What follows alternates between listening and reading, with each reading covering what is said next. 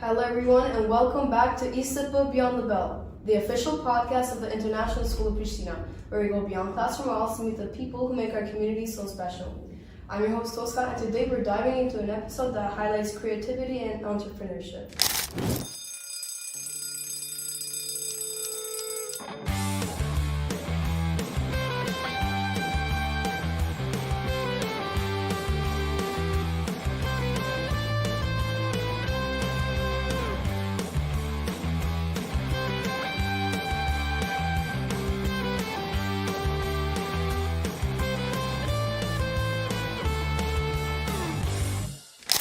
Joining us in the studio today is Sumea Shabani, a 12th grader here at ISIPA. Sumea is actively involved in volunteering work and beyond school works as a content creator, graphic designer, and owner of a digital marketing agency. Sumea, welcome to the podcast. Thank you for inviting me. So let's start from the beginning. Since you're involved in many different fields, volunteering, content creation, graphic design, and digital marketing, it's probably a bit complicated, but how did this journey start for you? It's a lot to take in when you start.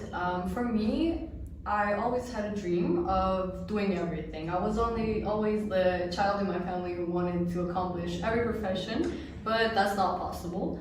And I saw an opportunity with entrepreneurship as a path for me to grow.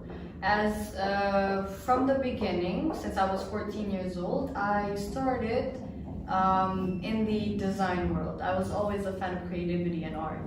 I joined a course for 3 months. It was a graphic design course where I learned the beginning of the tools and steps on how to achieve something for like branding, making posters, making content for Instagram and all of the other apps where you get to engage with other companies. That was basically the first step that I took into my path. So you can basically say that you're also a very creative person? Yes, I always was that kind of person, involved in these in kind of art stuff, yeah. and everything. And you're also a 12th grader, which already becomes a heavy academic load. How do you balance school responsibilities with running creative and professional projects outside of school? From the beginning, it was kind of hard balancing all of it because I had college and I had to think about the future. But I got help from my teachers, especially my career counselor, who helped me through the path. He made me believe that I could have a routine to divide all of my workspace and my school subjects and studies to make them a balance so I don't get complicated. Yeah, path your roads into being ready. And also, inside and outside of school, volunteering is a big part of your profile. Why is giving back important to you, and how does it connect to the work you do creatively and professionally? Volunteering became a part of my life because I never expected it, to be honest, because it started as nothing. I randomly saw an ad on Instagram. It was join the European Youth Card. It was just something that I just wanted to try, and I also needed volunteering hours for college, and I thought maybe I should just join. When I joined, I got opportunities that I could never imagine. I didn't see myself in this field, never before, but continuing to work with young leaders and just young people in general, it made me feel better about myself. Yes, it stood out more to me. Now, let's talk about content creation. What kind of content do you focus on, and what skills are most important to you? A fun fact about content creation is that I started content creation with volunteering. Oh, really? Yes. It's something that I never imagined because I never saw myself in front of the camera. Even though I liked it, I was scared of the judgment. And after being for a while in the volunteering group, my so-called boss said, just come and be in the video. And I was like, no, and I was skeptical about it. But then I tried it. After a while, the video blew up. And the people were nice. The comments weren't so harsh. And I thought, why don't I do this for myself? And I saw an opportunity and I took it. And that was just the first step of the path of content creation. And now I just do basically content for youth, something for women field. Basically your age, your type of people. Yes, of course. Was it hard to you to start content creation? I mean that way that Any advice that you would give to someone that may want to start? There's a lot of stuff I can talk about, but mostly it's just do what your gut tells you. Because for me, I didn't see myself in this field because I was always the person who thought, what might other people think of me? And I was scared that somebody might judge me because of my work. But now, honestly, I don't really care because I do this because I love it. And I just think it's something that brings me joy, and I do it with very much love. Because at the end of the day, it's something that it's you something want to that do. I want to do, and I don't necessarily I don't care what somebody might like it or not, because in every profession you take and every path you do, there is always going to be someone who is against you. So no matter what you do, just believe and try it. Even if it doesn't work, after you fail, you might learn more. So when it comes to graphic design, social media creation, it just so happens that they're all like involved in tech or like in this type of stuff. Did you choose it like that, or did it just happen for you? It's kind of complicated because I always wanted to pursue a career in art. Yeah, I love the thought of drawing. I was always the girl that was into drawing, singing, dancing, and all of that.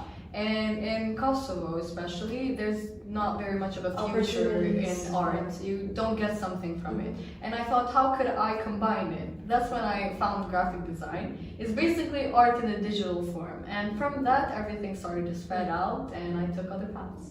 That's nice to hear, but how did you develop your design skills, and what tools or habits helped you improve over time? As I said in the beginning, I joined a course, a 3-month course, and after that I started working as a designer in a company where I got to grow in general, but I just got work skills in every part that I got to work with people. So you work at a company, but you also created your own company, the digital marketing agency, and I bet it's a big responsibility, especially as a student who's involved as in school, but like also these extracurriculars.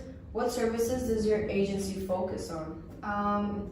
For me, it was always a dream to make an agency. Not only because I saw other people do it, but I wanted to do something of my own. Yes, of course.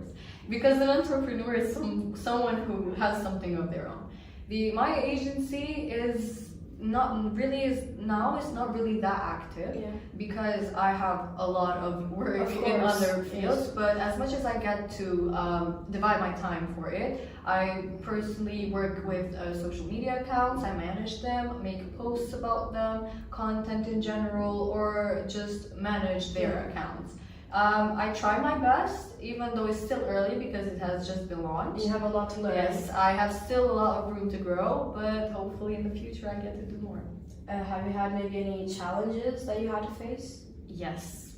There are a lot of challenges in the work field. For me, when I started working as a graphic designer, my biggest challenge was that I was always the youngest in the team. And nobody really cared.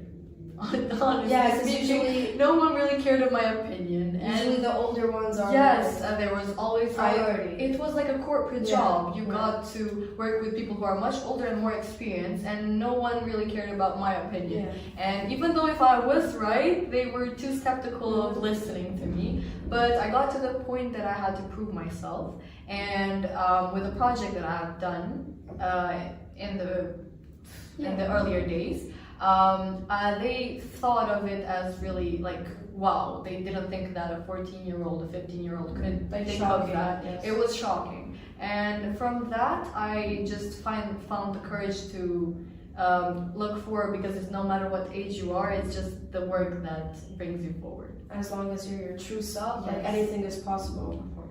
Now, I have a really important question. How do you decide which opportunities to say yes or no to?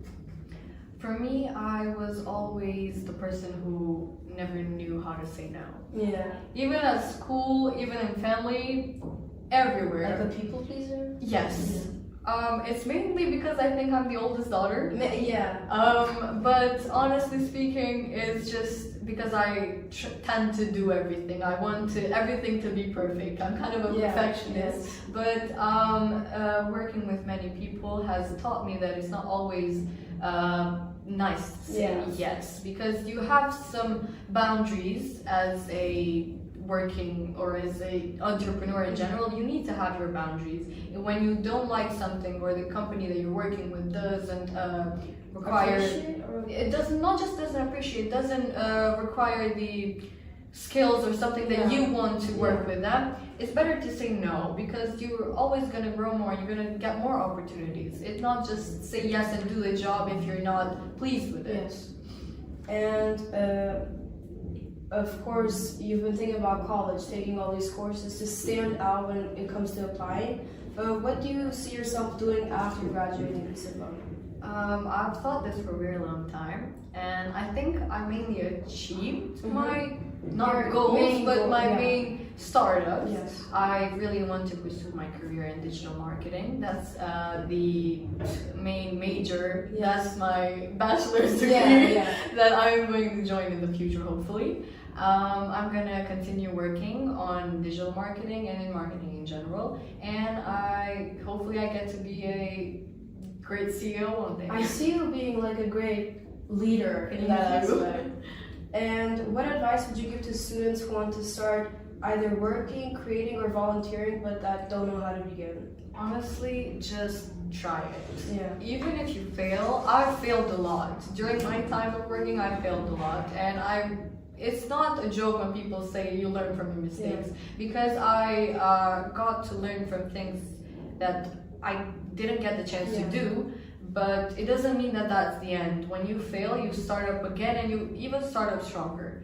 And it's just a good feeling to see that you have managed to qualify yourself for a great opportunity. Because in my opinion, I feel like it's better to fail but to try it than not try it at all. You should just like think of it as it's a joke. Yeah, because at the end of the day, it's still experience. Like you still get to try something. Even if it doesn't work out, you just had the opportunity to try. And now, before we wrap up, we'll finish with a short rapid fire round. Quick answers only. You ready? Sure. Design or marketing? Marketing. Morning person or night owl? Night owl. Favorite creative tool or app? It's a tough one. Yeah, it's because I have to work with a lot of them. CapCut. Yeah. And Illustrator. It's like the OG. Yes. One skill every student should learn. Patience. Yeah. Dream project to work on one day. I have a lot, but I would dream of working in a campaign with the UNDP. Because, with the United Nations. Because of me personally, I love to work with youth, and I've always worked with youth, and I would love to organize a campaign with them. Hopefully. Yeah. It was very nice meeting you today, and thank you for joining us in this studio. Thank you for your invite. So that brings us to the end of today's episode on ISIPA Beyond the Bell. Sumea, thank you for joining us today and showing how creativity, entrepreneurship, and volunteering can come together in powerful ways. And to everyone listening, stay tuned for more conversations that take you behind the scenes of our school community. Until next time, I'm Tosca, and this is Beyond the Bell.